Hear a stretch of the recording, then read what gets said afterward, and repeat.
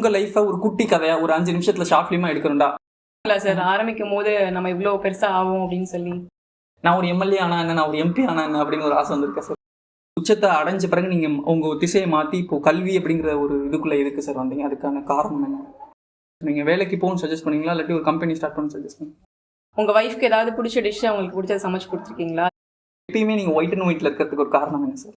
நீங்க ஒரு மாணவனா இப்போ 12th எக்ஸாம் முடிச்சிருக்கீங்க, அப்போ நீங்க என்ன சார் பண்ணுவீங்க? அடுத்த உங்க கெரியர் எப்படி நீங்க பிளான் பண்ணுவீங்க?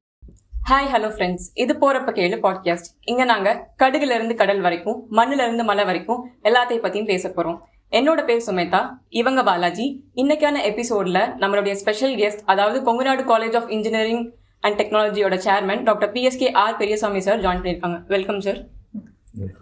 எங்க சேர்மன் அதை நான் சொல்லி ஆகணும், ஏன்னா நாங்கள் இந்த காலேஜில் தான் படித்தோம். ஸோ எங்கள் சேர்மன் எவ்வளோ உயரத்துக்கு போனாலும் ரொம்ப ஒரு ஹம்பிளான பர்சன்.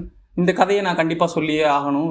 சார் கூட இது தெரிஞ்சிருக்குமான்னு தெரியாது, ஏன்னா நான் ஹாஸ்டலில் தான் படிச்சுட்டு இருந்தேன். நான் ஹாஸ்டலில் படித்தப்ப சில நாளில் மெஸ்ஸில் வந்து சாரை பார்க்கலாம். சார் எங்கள் மாணவர்களோட ஒருவராக வந்து உட்காந்து சாப்பிட்டுட்டு இருப்பாரு. ஸோ அப்படி ஒரு ஹம்பிளான down to earth person. So இந்த எபிசோடை நாங்கள் சார்லேருந்து ஸ்டார்ட் பண்ணுறோம்.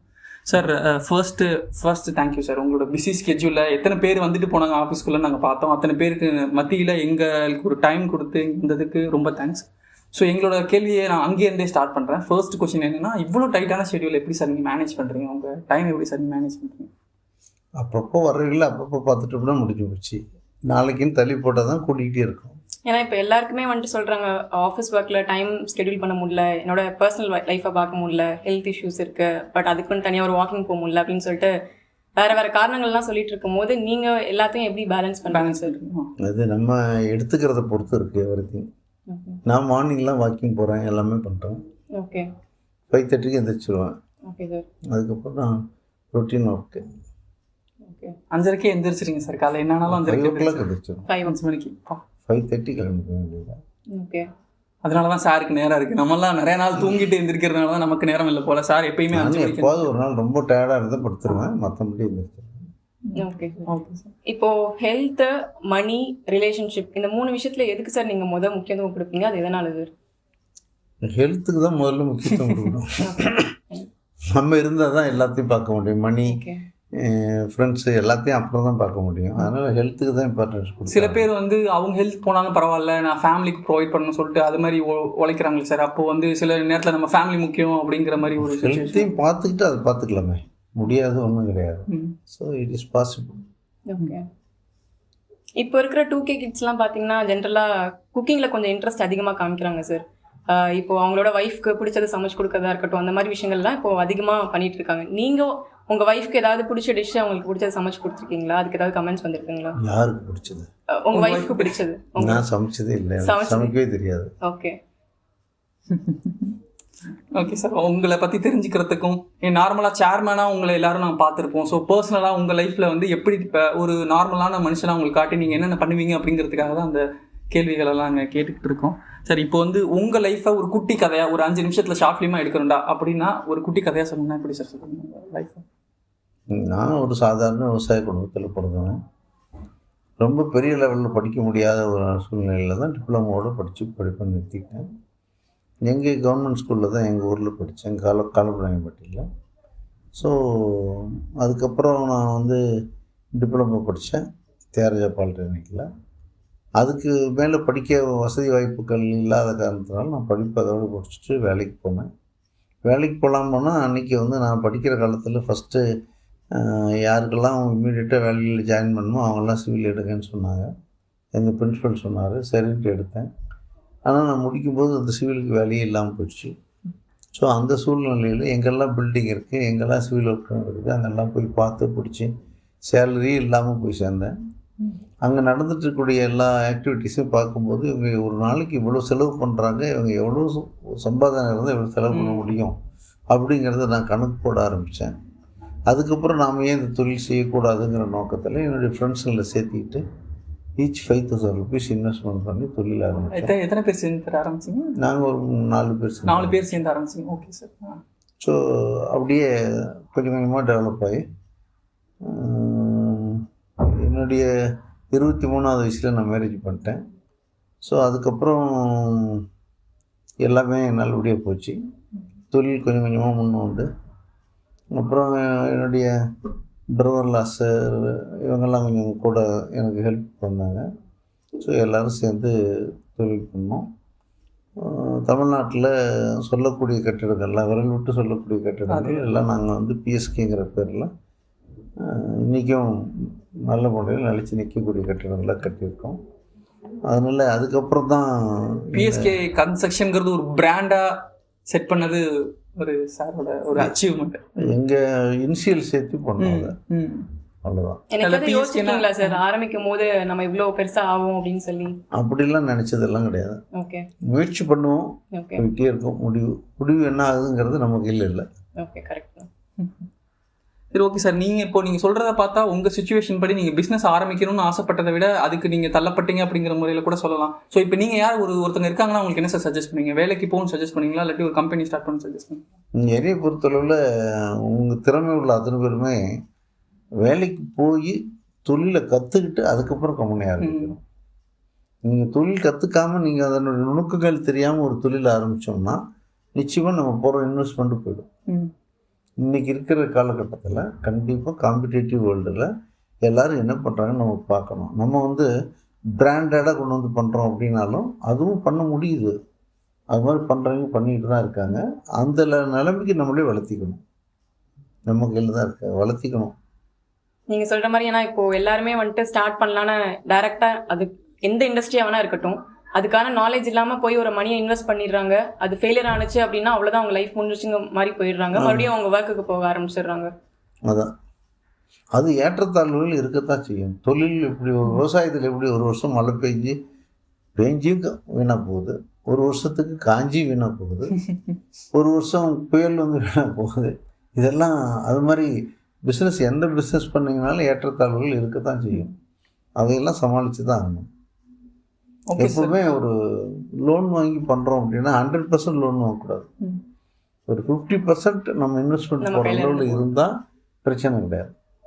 100% லோன் வாங்கி பண்ணுறவங்களுக்கு லக்கு இருந்தால் அடிச்சுட்டு வந்துடும், இல்லைன்னா அதில் காலி பண்ணிடும். சரி, ஓகே சார். இவ்வளோ ஒரு பெரிய பிராண்ட் கிரியேட் பண்ணுறீங்க, பிஎஸ்கே கன்ஸ்ட்ரக்ஷன். அவ்வளோ பெரிய பிராண்டை தாண்டிட்டு அதுக்கு பிறகு ஒரு உச்சத்தை அடைஞ்ச பிறகு நீங்கள் உங்கள் திசையை மாற்றி இப்போது கல்வி அப்படிங்கிற ஒரு இதுக்குள்ளே எதுக்கு சார் வந்தீங்க? அதுக்கான காரணம் என்ன? இல்லை, நாங்கள் சந்தர்ப்ப சூழ்நிலையில் ஒரு எஜுகேஷன் ஃபீல்டில் போய் சேர்ந்தோம். ஸ்கூலில் அந்த ஸ்கூலில் வந்து நிறைய பார்ட்னர்ஸ் இருந்ததுனால மனசு ஒத்து போகல, மாறுபட்ட கருத்துக்கள் நிறைய வந்துச்சு. அதுக்கப்புறம் அதை விட்டு வெளியே வந்துட்டோம். அதுக்கப்புறம் நம்மளும் ஒரு இன்ஸ்டியூஷன் ஆரம்பிக்கணும் அப்படிங்கிற ஒரு நோக்கத்தில் இருந்தோம். அந்த நேரத்தில் தான் கொங்கநாடு இன்ஸ்டியூஷன்ஸ், இதுவும் ஒரு 32 பேரால் ஆரம்பிக்கப்பட்டது. சில அவங்களுக்குள்ள முன்ன வேறுபாடு காரணமாக நம்ம குறுக்கிட்டு பேசி அதை ஒழுங்கு பண்ண வேண்டிய ஒரு கட்டாயத்துக்கு போனோம். அப்போ தான் சரி, இதை நம்மளே வச்சுக்க வேண்டிய ஒரு சூழ்நிலைகள் அமைஞ்சது. ஒரு திருப்பி அதை நம்ம வந்துட்டோம். அதை அப்போ டெவலப் பண்ணணுங்கிற நோக்கத்தில் முழுமையாக டெவலப் பண்ணிகிட்டு இருக்கோம். இப்போ நம்ம காலேஜ் ஆரம்பிச்சதுலேருந்து இத்தனை வருஷத்தில் நிறைய மாற்றங்களை வந்துட்டு கொண்டு வந்திருக்கோம் சார் நம்ம காலேஜ்குள்ளேயே ஸ்டூடெண்ட்ஸ்க்கான பெனிஃபிட்ஸாக. ஸோ அதில் ஏதாவது ஒரு 4 விஷயத்த சொல்லணும் அப்படின்னா முக்கியமாக இதை சார் சொல்லுவீங்க? முக்கியமான இன்றைக்கெல்லாம் வந்து மாணவர்களுக்கு என்ன படித்தா வேலை வாய்ப்புகள் கிடைக்கும். இப்போ நம்ம வந்து மெயினாக இப்போ அட்டானமஸ் வாங்கிட்டோம். முன்னாடிலாம் வந்து அண்ணா யூனிவர்சிட்டி கண்ட்ரோலில் இருந்தோம். அவங்க சிலபஸ் தான் நம்ம ஃபாலோ பண்ண வேண்டி இருந்துச்சு. அந்த சூழ்நிலையில் நம்மளால் மாணவர்களுக்கு வந்து காலையில் இங்கே வரக்கூடிய இன்புட்லாம் ரொம்ப கம்மியாக இருந்துச்சு. ஸோ அவங்களுக்கு வந்து காலையில் good morning test, evening slow track, இது மாதிரிலாம் வச்சு அவங்கள ரிசல்ட்டு பாஸ் பண்ண வைக்கணுங்கிற முதல் குறிக்கோள் அது. அப்புறம் தான் மற்றதெல்லாம் யோசித்தோம். இப்போ எப்படி ஆயிடுச்சுனாக்க ஓரளவுக்கு இன்புட் கொஞ்சம் கூட வருது. பசங்களாம் நிறைய பேர் இங்கிலீஷ் மீடியத்தில் படிச்சுட்டு வர்றாங்க. அதனால் கொஞ்சம் ஈஸியாக இருக்குது. அதனால் அந்த குட் மார்னிங் டெஸ்ட்டு அதெல்லாம் எடுத்துட்டோம், ஸ்லோ ட்ராக்கெல்லாம் எடுத்துகிட்டு இப்போ வந்து பையன் என்ன படித்தா அவனுக்கு வேலைக்கு போகலாம் அப்படிங்கிற, இப்போ அட்டானமஸ் வாங்கினதுனால என்ன படித்தா வேலை கிடைக்கும் அப்படிங்கிற நோக்கத்தில் அதுக்கேற்ற மாதிரி நம்ம சிலபஸை ஃப்ரேம் பண்ணிக்கிறோம். கரெக்ட் தான் சார். நீங்க சொன்ன மாதிரி மார்க்குங்கிறது வந்துட்டு ஒரு என்ட்ரி டிக்கெட் தான் எந்த கம்பெனிக்கு போறதா இருந்தாலும். அதுக்கு தாண்டி நம்ம என்ன நாலேஜ் இருக்கோ அதை போய் இம்ப்ளிமெண்ட் பண்றதை பொறுத்து தான் அவங்களோட பர்ஃபார்மன்ஸ் பொறுத்து தான் அவங்களோட உயர்வு இருக்கும் இல்லையா? சரி சார், இப்போ இப்படியே போகாம உங்க காலேஜ் லைஃப்ல நீங்க எப்படிப்பட்ட ஒரு மாணவனா இருந்தீங்க சார்? நான் படிக்கிற காலத்துலையா ஒரு நல்ல படிப்பாளி ஸ்டூடெண்டா இல்லை ஸ்போர்ட்ஸ் அந்த மாதிரி? லீடர்ஷிப்ல? நான் ஒரு மீடியமான ஸ்டூடெண்ட்ஸ் தான், ரொம்ப நல்லா படிக்கிற பையன்லாம் சொல்ல முடியாது. பட் அதே நேரத்தில் லீடர்ஷிப்லாம் இருந்துட்டு இருந்தேன். ஓகே ஸோ ஹாஸ்டல் செக்ரட்டரியாக இருந்தேன், காலேஜ் செக்ரட்டரியாக இருந்தேன். ஓகே அது எப்போவுமே என்னுடைய ஸ்கூல் லைஃப்லேருந்தே நான் தான் கிளாஸ் லீடர், ஓகே கவர்மெண்ட் ஸ்கூலில் படித்தாலும். ஓகே. ஸோ அது மாதிரி லீடர்ஷிப் எப்போவுமே இருக்கும். இப்போ உங்களோட பேர பசங்களாம் எப்படி சார் இருக்காங்க? உங்க வழியை பின்பற்றுறாங்களா? அவங்கள்ட்ட என்ன மாற்றம் தெரியுது? உங்க லைஃப்ல நான் இப்படிலாம் இருந்தப்பா, ஆனால் அவங்களாம் இப்படி இருக்காங்க அப்படின்னு சொல்லி ஒரு மாற்றம் எதை சார் பார்த்தீங்க? நான்லாம் வந்து பேசிக்கிலேருந்து வந்தேன், ஒன்றுமே இல்லாமல் இருந்து வந்தோம். இப்போ என்னுடைய பசங்களை எல்லாம் நான் படிக்க வச்சது ஏற்காடு மான்ஃபோர்ட்லேயும் கேம்பெயின் ஸ்கூல் திருச்சியிலையும் படிக்க வச்சேன். ஸோ அதனால் அவங்க வந்து அவங்க ஸ்டைல் அதுக்கேற்ற மாதிரி தான் இருக்கும். இப்போ மீறி சொன்னோம்னாக்க நீங்களாம் இன்றைக்கி உங்கள் அப்பாவோட படிக்க வைக்க முடியல, எங்கள் அப்பா படிக்க வைக்கிறத நம்ம படிக்கிறோம் அப்படிங்கிற மாதிரி போயிடுச்சு. அப்புறம் அவங்களே இன்ஜினியரிங்லாம் கர்நாடகா போய் படித்தாங்க. என்னுடைய செகண்ட் சனுக்கு டெக்ஸ்டைலில் இன்ட்ரெஸ்ட் இருந்துச்சு, அதனால் ஒன்று பாபுஜி இன்ஸ்டியூட் ஆஃப் டெக்னாலஜி அங்கே தாவணகரையில் போய் படித்தான். எல்டர் சன் வந்து பெங்களூர் ராமையா காலேஜில் படித்தாங்களா. ஸோ இப்போ பெரிய பையனுக்கு மேரேஜ் ஆகி அவனுக்கு 2 பசங்க. அவங்க 2 பேரும் இப்போ அவங்க லெவலுக்கு ஏற்ற மாதிரி என்னுடைய பெரிய பேரனை வந்து யூஎஸில் சிவில் படிக்க வச்சாங்க. சிவில். ஓகே, உங்கள் பேரன் திருப்பி சிவில் படிக்க ஆரம்பிச்சிட்டு அதே உங்களுக்கு சந்தோஷத்தை கொடுத்துருச்சு. செகண்ட் சன் வந்து ரெண்டாவது பேரன் மெடிசன் சம்மந்தமாக ஏதோ படிச்சிட்டு இருக்கான். இன்னொரு 6 months கோர்ஸ் முடியும். இப்போ பெரிய பேரன் வந்து அவங்க அப்பா கூடவே கன்ஸ்ட்ரக்ஷனில் பார்த்துட்டு இருக்கான். Okay sir. நீங்கள் எதுவும் பேரனுக்கு எதுவும் கன்ஸ்ட்ரக்ஷன் பேரனுக்கு எதுவும் இதுதான் என் ஃபேவரட்டான பேர் அந்த மாதிரி எதுவும் வந்து வச்சுருக்கீங்களா? இல்லை, அதெல்லாம் அவங்க விருப்பத்துக்கு விட்டுருவேன், நான் எதையும் வந்து இன்சிஸ்ட் பண்ண மாட்டேன். ஸோ என்னுடைய செகண்ட் சன்னுக்கு 2 பொண்ணுங்க. பெரிய பொண்ணு இப்போ தான் டிகிரி முடிக்குது, சின்ன பொண்ணு +2 எழுதியிருக்கு. Okay sir. பொதுவாகவே எல்லாருக்கும் உங்களை சேர்மனாக தெரிஞ்சிருக்கும், இல்லை கன்ஸ்ட்ரக்ஷன் வைஸ் உங்களுக்கு தெரிஞ்சிருக்கும் சார். மற்றபடி பர்சனல் லைஃப்பில் நீங்கள் ஒரு எந்த மாதிரி ஒரு ஃபாதராக இருந்திருக்கீங்க, எந்த மாதிரி ஒரு உங்கள் மனைவிக்கு வந்துட்டு எப்படிப்பட்ட ஒரு கணவராக இருந்திருக்கீங்க சார்? அதை பற்றி உங்கள் பர்சனல் லைஃப்பை பற்றி. ஏன்னா நாங்கள் எல்லாம் பிஸ்னஸ் அந்த மாதிரி தான் பார்த்துருக்கோம், பிஸ்னஸ் சைடை பார்த்துருக்கோம், இல்லை காலேஜ் நடத்துகிற ஒரு சேர்மனாக பார்த்துருக்கோம். ஒரு பர்சனாக உங்கள் ஃபேமிலியில் நீங்கள் எப்படி இருந்திருக்கீங்க, ஒரு இண்டிவிஜுவல் பர்சனாக பார்க்க? நான் இதுவரையிலும் எங்கள் ஃபேமிலியில் ஒரு மாறுபட்ட கருத்து எங்களுக்குள்ளே வந்ததே கிடையாது. அப்பா எப்படி சார் அந்த மாதிரி மேனேஜ் பண்ணுறீங்க? நான் ஃப்ளெக்சிபிளாக போடுவேன், ஓகே, அவ்வளோதான். நீங்கள் விட்டு கொடுத்து போனீங்கன்னா பிரச்சனை இல்லை, விட்டு கொடுக்காம ஈக்குவலாக ஃபைட் பண்ணிகிட்டு இருந்தால் தான் ப்ராப்ளங்கள் ஸ்டார்ட் ஆகும். ஒருத்தர் கொஞ்சம் கோபமாக பேசும்போது ரைஸ் பண்ணி பேசும்போது நம்ம தணிஞ்சிக்க வேண்டியது தான். சில இது குடும்பத்தில் வரதான் செய்யும், பட் அதை வந்து நம்ம சூழ்நிலைக்கு தகுந்த மாதிரி அட்ஜஸ்ட் பண்ணி போய்க்கணும். Okay sir. இப்போ ஃபேமிலின்னொன்னே இப்போ நீங்கள் எங்கேயாவது வெக்கேஷன் போகணுன்னு ஆசைப்பட்டிருக்கீங்க? உங்கள் பிக் ஃபேமிலி எல்லாருக்கும் ஒரு இது இருக்குது. என்னைக்காவது வெக்கேஷன் போகணுன்னு ஆசைப்பட்டிருக்கீங்களா? எந்த இடத்துக்கு போகணுன்னு ஆசைப்பட்டிருக்கீங்க? நான் என் ஒய்ஃபுக்கு அதில் அவ்வளோ இன்ட்ரெஸ்ட் இருக்காது வெளியில் போகிறதுக்குலாம். ஓகே. நானும் பெருசாக அவ்வளோ லைக் பண்ண மாட்டேன். ஃப்ரெண்ட்ஸு கூட சூழ்நிலைகள் அமைஞ்சால் போயிட்டு வருவோம். Okay sir. கடைசியாக நீங்கள் எங்கே போயிட்டு இருந்தீங்க இந்த சமாளிங்க சார்? நான் யூஎஸ் போயிட்டு வந்தேன் கடைசியாக. சூப்பர். Okay sir. அதுக்கு முன்னாடி டெக்ஸ்டைல் ஃபேர் நடந்துச்சு ஜெர்மனியில். அப்போ போனபோது ஒரு 10-15 கண்ட்ரி போயிட்டு வந்தோம். அப்பா 15 கண்ட்ரின்னு எல்லாம் பக்கமாக அந்த எண்டு ஜாயின் பண்ணுற இடத்துக்கு தான் கூப்பிட்டு போகிறாங்க. அதனால் அது மாதிரி போயிட்டு வந்தோம். கெரியரை சூஸ் பண்ணுறதா இருக்கட்டும், இல்லை அவங்களோட பர்சனல் லைஃப்பில் இப்படிலாம் பண்ணால் நல்லாயிருக்கும், அவங்க மேலே போகலாம், இல்லை அவங்க இப்படிலாம் நினச்சிட்டு இருக்காங்க, இப்படி நினைக்கிறது தப்பு, அது வேறு விதமாக யோசிச்சா நல்லாயிருக்கும், அந்த மாதிரி ஏதாவது உங்களுக்கு சொல்லணும்னு இருக்காது? அது சொல்லி கொரோனாவுக்கு அப்புறம் பசங்களுடைய இன்வால்மெண்ட்டு குறைஞ்சி போச்சு. ஃபியூச்சர் பற்றிலாம் நினைக்கிறது இல்லை. இன்றைக்கி ஏதோ பொழுது போச்சா அப்படிங்கிற மாதிரி தான் நிறைய பேர் இருக்காங்களே ஒழிய நமக்குன்னு ஒரு எதிர்காலம் இருக்குது, நமக்கு எல்லாம் பண்ணணும் அப்படிங்கிறத கொஞ்சம் குறைஞ்சிருச்சு. அது இனி வர்ற காலத்தில் சரியாக போட்டுன்னு எதிர்பார்க்குறேன். ஏன்னா லாஸ்ட் இயருக்கு இந்த வருஷம் கொஞ்சம் பரவாயில்ல, அதனால் சரியாக வந்துடும்னு எதிர்பார்க்குறேன். சரி, ஓகே சார். இப்போ இது ஒரு கொஸ்டின் ஆகல சார். இப்போ நீங்கள் இப்போ தான் 12th முடிச்சிருக்கீங்கன்னு வச்சுப்போம். நீங்கள் ஒரு மாணவனா இப்போ 12th எக்ஸாம் முடிச்சிருக்கீங்க. அப்போ நீங்கள் என்ன சார் பண்ணுவீங்க? அடுத்த உங்கள் கெரியர் எப்படி நீங்கள் பிளான் பண்ணுவீங்க? அடுத்த கட்ட முடிவு என்னவாக இருக்கும்? இப்போ எனக்கு இன்ஜினியரிங் பற்றி எனக்கு தெரியும். ஓகே. நான் இன்றைக்கி இருந்தேன்னா இன்றைக்கி சிவில் தான் எடுப்பேன். சிவில் தான் எடுப்பீங்க? ஏன்னா எனக்கு இன்றைக்கி அந்த தொழில் மேலே ஒரு பிடிப்பு இருக்குது, நல்லா பண்ண முடியுங்கிற நம்பிக்கை இருக்குது. ரெண்டாவது இன்றைக்கி அட்மிஷன்லாம் குறைஞ்சி போச்சு சிவிலில். ஓகே ஸோ இன்றைக்கி சேரக்கூடியவர்களுக்கு ஆஃப்டர் 4 இயர்ஸ் நல்ல ஒரு ஃபியூச்சர். Okay okay.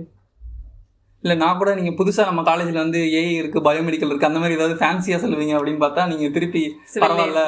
அப்பயும் சார் யோசிச்சிருக்காரு ஒரு 4 வருஷம் கழிச்சு, இப்போ சிவில் கம்மியாக இருக்கா, 4 வருஷம் கழிச்சு சிவிலுக்கு ஒரு டிமாண்ட் இருக்குன்னு சொல்லிட்டு லாங் டேர்மாக திங்க் பண்ணியிருக்காரு சார். நான் சேரும்போது இமீடியட்டாக வேலை வேணும்னா சிவில் எடுக்கன்னாங்க, எடுத்தேன், வேலை கிடைக்கல. வேலை கிடைக்காதனால தான் நான் ஒரு கான்ட்ராக்டர். ஸோ எதுவுமே நடப்பது அனைத்து நம்பிக்கைன்னு எடுத்துட்டோம்னா நல்லதே நடக்கும். எல்லாமே ஒரு அனுபவமாக இருக்கும். ஓகே சார், இப்போ ஒரு ஃபன் ரேபிட் ஃபயர் ரவுண்ட் மாதிரி ஒன்று வைப்போம் சார். சின்ன சின்ன பர்சனல் கொஸ்டின்ஸ்லாம் கேட்போம் சார். என்னென்னா ஒரு ஃபன்னியான விஷயம், ஃபர்ஸ்ட் எப்பயுமே நீங்கள் ஒயிட் அண்ட் ஒயிட்டில் இருக்கிறதுக்கு ஒரு காரணம் என்ன சார்? முன்னாடியில் நான் ஒயிட் அண்ட் ஒயிட்டில் இல்லை, ஃபீல்டில் போகும்போதெல்லாம் பிளாக் அண்ட் ஒயிட் தான் போடுவேன். காலேஜுக்கு வந்த பிற்பாடு எங்கள் செக்ரட்டரியால் தான் நான் ஒயிட் அண்ட் ஒயிட் போட்டேன். அவன் வந்து அதை லைக் பண்ணான், இப்படி தான் இருக்கணும்னு விரும்பினான்.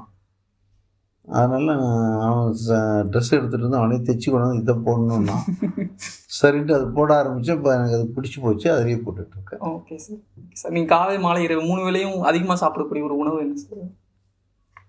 நான் முன்னாடிலாம் இருக்கிறத சாப்பிட்டுட்டு போடுவேன், எப்போவுமே சாப்பாட்டுக்கு முக்கியத்துவம் கொடுத்ததே கிடையாது.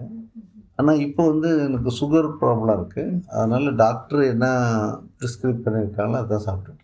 சரி ஓகே சார், நீங்கள் இவ்வளோ என்ன தான் ஃபைனான்ஷியல் ரெஸ்பான்சிபிலிட்டி இருந்தாலும் இந்த விஷயம் எனக்கு பிடிச்சிருக்குங்கிறதுக்காக நான் வந்து காசை செலவு பண்ணப்பா அப்படின்னு ஒரு விஷயம் இருக்கணும் சார். எல்லாருக்குமே இந்த சொல்லுவாங்கல்ல, பரவாயில்ல என்கிட்ட காசு இது விஷயம் வந்து விலை கூட தான் எனக்கு தெரியும், பட் இருந்தாலும் நான் பிடிச்சிருக்குன்னு சொல்லிட்டு நம்ம ஒரு விஷயத்த செலவு பண்ணலாம். அந்த மாதிரி ஏதாவது ஒரு விஷயத்தில் உங்களுக்கு பிடிச்சி நீங்கள் ஒரு செலவு பண்ணியிருக்கீங்க சார்?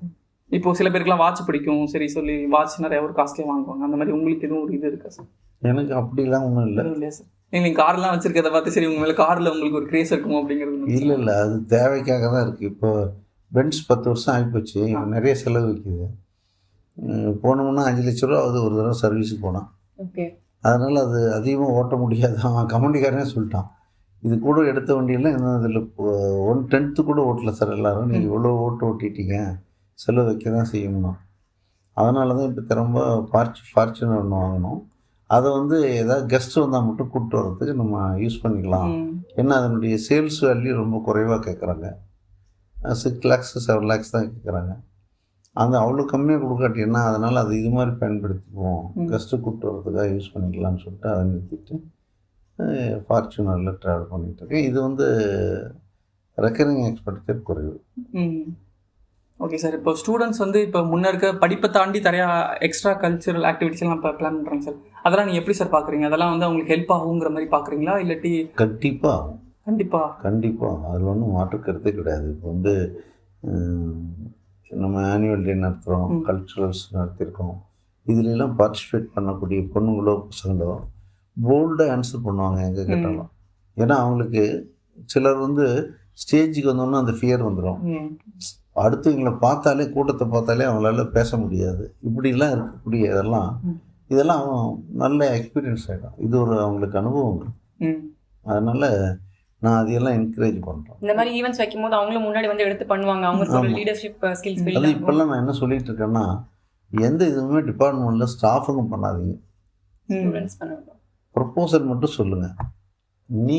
ஸ்டூடெண்ட்ஸே அலுமினியை பிடிச்சி யாரை பிடிச்சிட்டு வந்தால் இது கெஸ்ட்டாக கூப்பிடலாம், யார் இதுக்கு சூட்டபிள் பர்சன் அப்படிங்கிற மாதிரி அவங்களா அனலைஸ் பண்ணி 4 பேர்த்திட்ட பேசி 2 பேர் டைம் இல்லைன்னு சொல்லி 2 பேர் அமௌண்ட்டு கேட்டு 2 பேர்த்து ட்ராவல் பிளான் பண்ணி இப்படியெல்லாம் பண்ணும்போது அவங்களுக்கு அது ஒரு அனுபவமாக ஆகிடும்.